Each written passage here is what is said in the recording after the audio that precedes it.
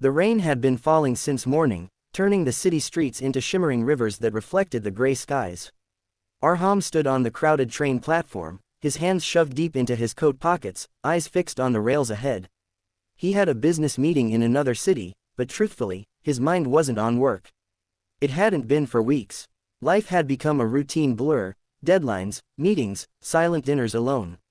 He had stopped believing in surprises a long time ago. That was when he saw her.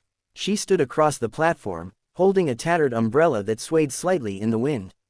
Her face was partly hidden under the hood of her coat, but something about her posture, the way she tilted her head as she read a small book, pulled him back in time.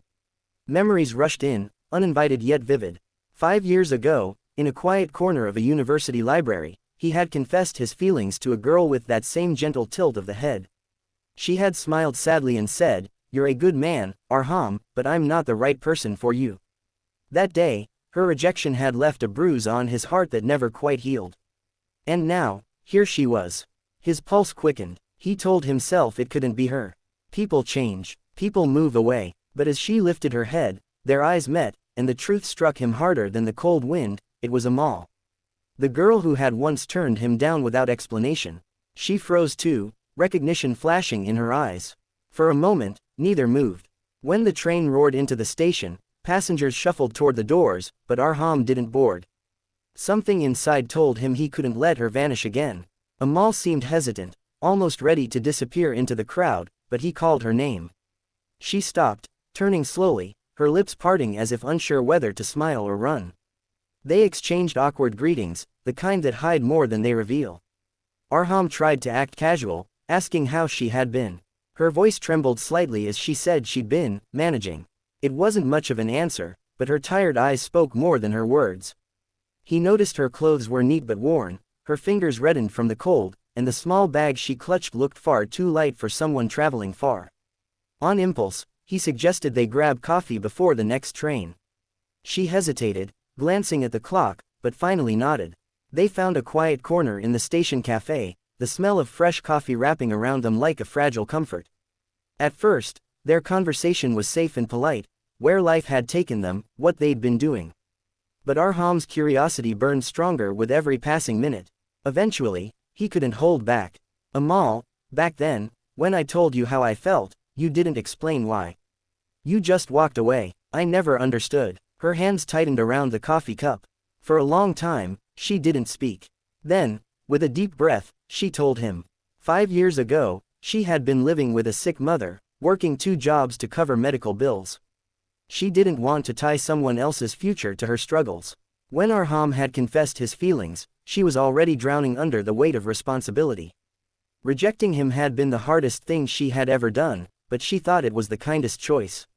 Her voice cracked as she explained how life had only gotten harder. Her mother had passed away last year, and Amal had been moving from one temporary job to another. The reason she was at the station that day was because she'd just lost another job and was headed to a distant city to stay with an aunt until she figured things out. Arham sat in silence, the truth settling heavily in his chest.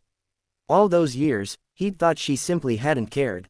But in reality, she had been protecting him, in her own way. From a storm she didn't think he could weather. The coffee grew cold between them, but neither cared. Something unspoken passed across the table, the understanding that time had changed them both, yet some part of the connection they once had still lingered. Arham didn't want her to leave. "You don't have to go to your aunt's," he said finally. "I can help, not because I pity you, I never could, but because I don't want to miss another chance to be in your life." Amal shook her head at first, tears glistening in her eyes. "I don't want to be your burden," she whispered. "You're not a burden," he replied, his voice steady. "You're the one person I wished I could have kept in my life. Maybe we lost 5 years, but I don't want to lose any more."